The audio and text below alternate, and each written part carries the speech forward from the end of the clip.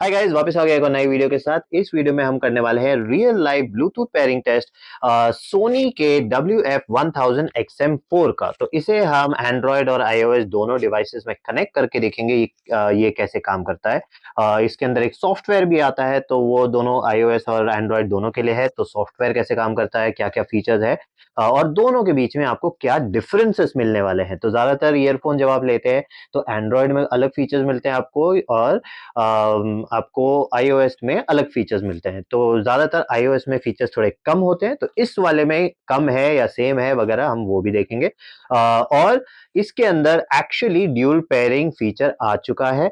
तो जब मैंने लिया था तब नहीं था, अब आ चुका है। तो अब हम ये भी देखेंगे कि ये दो डिवाइसेस के साथ साइमल्टेनियसली कनेक्ट कर पाता है कि नहीं और कैसे काम करता है। तो उस बारे में भी बात करेंगे। तो चलिए पहले टेस्ट शुरू करते हैं, उसके बाद बाकी बातें करते हैं। चलिए।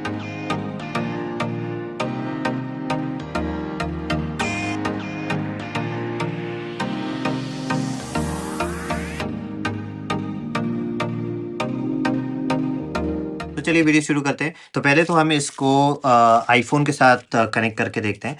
तो आईफ़ोन से कनेक्ट करने के लिए आपको पहले तो एक्चुअली किसी भी डिवाइस के साथ कनेक्ट करने के लिए आपको इसको पेयरिंग मोड में डालना पड़ता है।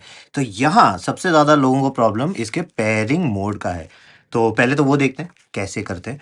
तो पेयरिंग मोड में डालने के लिए इसमें कोई बटन नहीं है।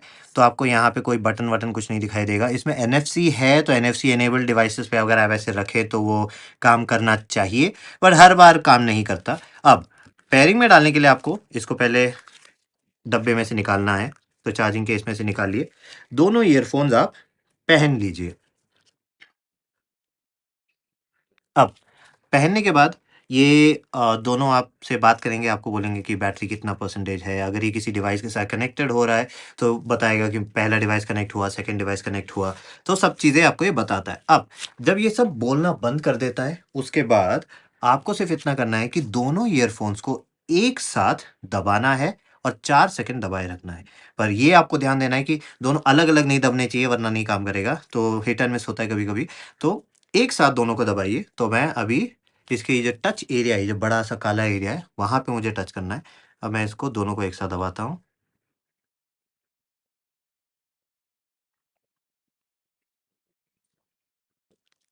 तो अभी ये पेयरिंग मोड में जा चुका है, और क्योंकि मेरे पास लेटेस्ट विंडोज़ है, तो इवन विंडोज़ भी इसको डिटेक्ट कर रहा है। अभी अगर आपके पास एंड्रॉयड है, लेटेस्ट एंड्रॉयड होगा, तो एंड्रॉयड के अंदर भी ये ऐसे आपको दिखाई देगा। ज़्यादा ही ग्लेयर आ रहा है, तो आपको ऐसे दिखाई देगा। ये ऑटोमैटिकली कनेक्ट हो सकता है। तो आप यहाँ पे दबाइए और वन वन टच पेयरिंग होता है। बट अब मुझे यहाँ पे आईफ़ोन पे करना है, तो आईफ़ोन पे ये ऑटोमैटिकली नहीं दिखाई देगा। आपको जाना पड़ेगा सेटिंग्स में, सेटिंग्स में जाके ब्लूटूथ, और ब्लूटूथ के अंदर आपको फिर नीचे दिखाई देगा आपका WF-1000 XM4।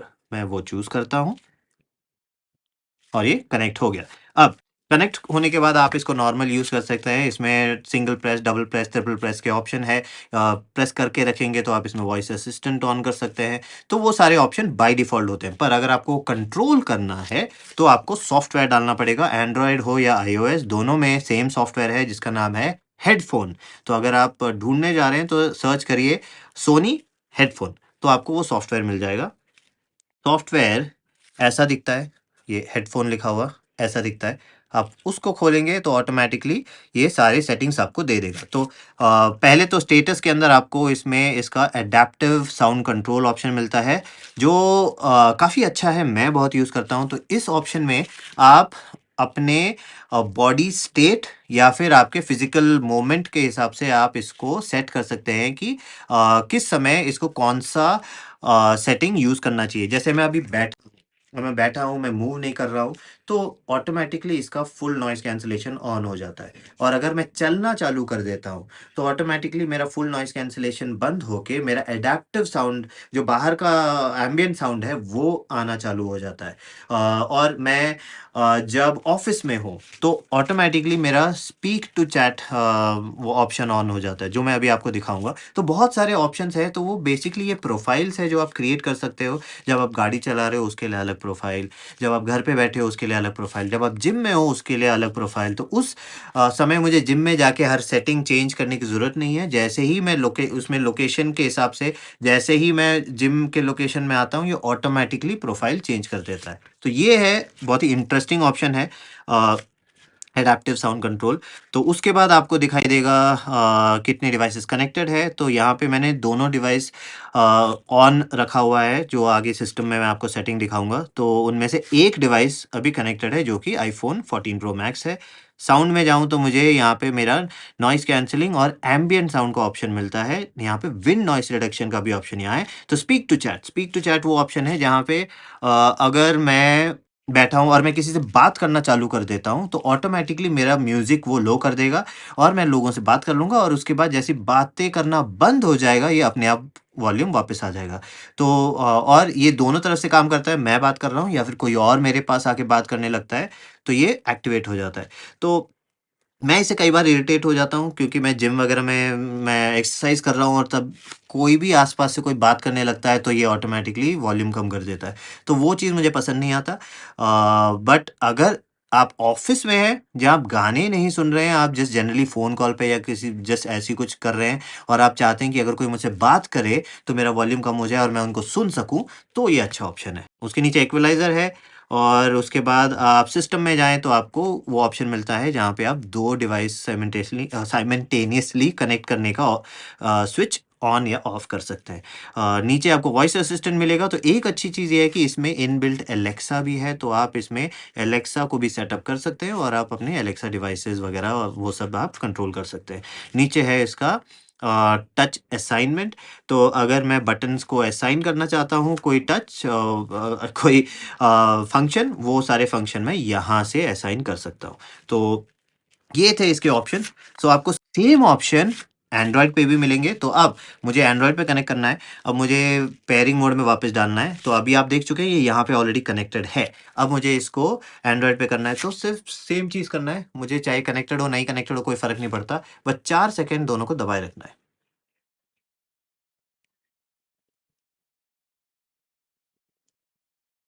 Okay, pairing mode में गया, अभी आपने वहाँ से भी आवाज़ सुना, वो जो नोटिफ़िकेशन आया हुआ है, वो उसी का है। अब एंड्रॉयड पे जाता हूँ, एंड्रॉयड पे जाऊँगा तो यहाँ पे भी मुझे मिल गया ऑप्शन। अब मैं सीधा डायरेक्टली कनेक्ट दबा देता हूँ और ये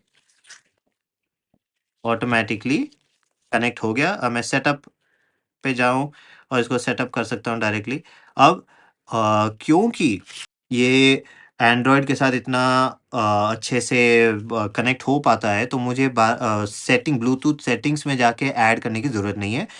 वैसे मैं वो भी कर सकता हूँ, जैसे इसके साथ किया था, वैसे ही मैं यहाँ भी कर सकता हूँ, पर एंड्रॉयड में आपको वो करने की ज़रूरत नहीं पड़ेगी।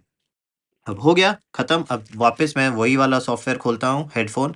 अब मेरे को सारे के सारे सेम ऑप्शंस यहाँ पे भी मिलेंगे। अब यहाँ आपको बैटरी लाइफ़ भी बताता है, दोनों डिवाइसेज़ में अगर आप देखें, बड्स के बैटरी लाइफ़ और केस का भी बैटरी लाइफ़ बताता है। अगर मैं शो दबाऊँ तो फिर अभी यहाँ देख सकते हैं आपको केस का दिख रहा है 93% और 100 है दोनों बड्स के। तो ये ऑप्शन मिलता है। अब इसमें कंपैटिबिलिटी कोई इश्यू नहीं है, ये किसी भी डिवाइस के साथ काम करता है। अगर आप विंडोज़ के साथ यूज़ करना चाहें, मैक के साथ यूज़ करना चाहें, अगर आप आईपैड या फिर सरफेस प्रोज़ या फिर आप एंड्रॉयड या आईओएस डिवाइस के साथ जैसे आईफ़ोन वगैरह के साथ यूज़ करना चाहें, ये सब के साथ बिना कोई प्रॉब्लम के काम करेगा। वॉइस असिस्टेंट भी सारे काम करेंगे, टच कंट्रोल भी सारे काम करेंगे और सॉफ्टवेयर फीचर्स सब आपको मिलेगा। तो बहुत ही अच्छा ऑल-राउंडर ईयरफ़ोन है। आपको कोई भी चीज़ के लिए यूज़ करना हो, कोई प्रॉब्लम नहीं। इवन मैं इसको जिम में भी यूज़ करता हूँ। नॉइज़ कैंसलेशन इसका बहुत ही अच्छा है और बेस इसमें तो सोनी है, तो आपको पता ही है, बेस तो इसमें बहुत ही अच्छा होगा ही। सो ऑल-राउंडर है। अब इसका नया वर्ज़न आ चुका है, ये XM4 है, अब XM5 आ चुका है, तो XM5 आने के बाद 4 का प्राइस कम हो जाएगा। तो ये मैंने 21,000 का लिया था, अब अराउंड 18,000 का मुझे मार्केट में मैंने देखा है। अब क्योंकि नया आ चुका है, जैसे ही वो मार्केट में आ जाएगा, थोड़े टाइम में इसके दाम और कम हो जाएँगे, तो आपको हो सकता है कि ये 15,000 तक के अंदर आपको मिल जाए। तो अभी वैसे दिवाली आने वाला है तो इस टाइम पे इसके दाम कम हो सकते हैं। तो अगर आप XM5 और 4 में कंपैरिज़न करने की कोशिश करें तो ज़्यादा फ़र्क नहीं है दोनों में। आपको इससे अच्छा ईयरफ़ोन इस प्राइस में नहीं मिलेगा। बट एक चीज़ का आपको ध्यान देना है कि ये थोड़े बड़े ईयरफ़ोन हैं।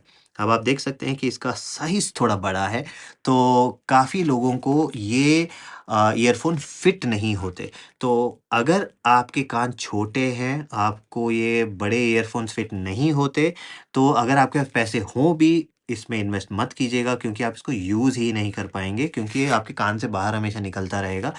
इसमें मेमोरी फ़ोम आते हैं, मेमोरी फ़ोम की वजह से आप इसको अच्छे से सील कर सकते हैं, जैसे आप इसमें कान में डालेंगे, अच्छे से सील करता है और आपको बाहर की आवाज़ ज़्यादा सुनाई नहीं देती। तो फीचर्स भर के हैं, पर फिज़िकल इसका जो स्ट्रक्चर है थोड़ा-सा बड़ा है। अगर आपके कान छोटे हैं तो ये थोड़ा-सा प्रॉब्लम देने वाला है। वो चीज़ याद रखना। उसके अलावा आपको कोई प्रॉब्लम नहीं आने वाला। बस इतना ही इस पेयरिंग टेस्ट के लिए।